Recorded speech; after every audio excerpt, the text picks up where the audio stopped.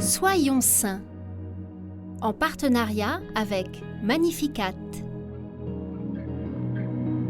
En ce 25 janvier, nous souhaitons une très belle et sainte fête aux Juventins, aux Ananies et aux Maximains.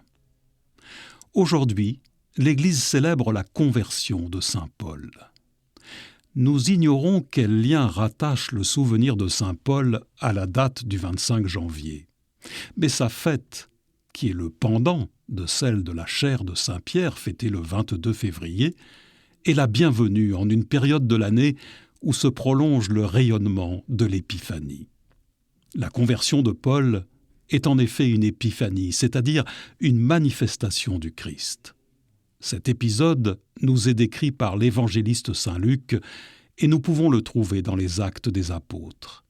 Nous y lisons que Saul, qui pense que son devoir est de combattre Jésus de Nazareth, qui fait jeter des chrétiens en prison, qui en torture, qui approuve leur mise à mort, vit une conversion fulgurante.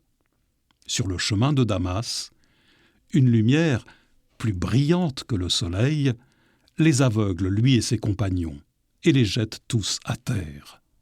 Mais il est le seul à entendre une voix qui se présente à lui comme le Christ et qui lui dit « Saül, Saül, pourquoi me persécutes-tu » Devenu aveugle, Saul est mené à un fidèle observateur des enseignements du Christ, prénommé Ananie, qui lui impose les mains et le baptise.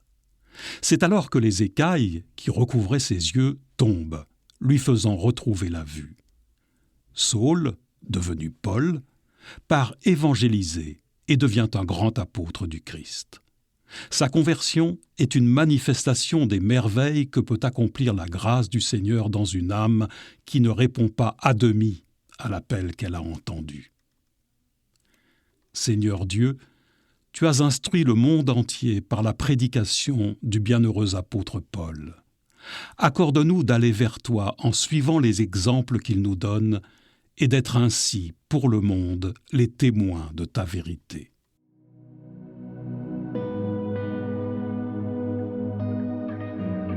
Seigneur, à la suite de saint Paul, fais tomber les écailles de nos cœurs, purifie nos regards et donne-nous la grâce de comprendre que nous avons nous aussi à vivre des conversions chaque jour.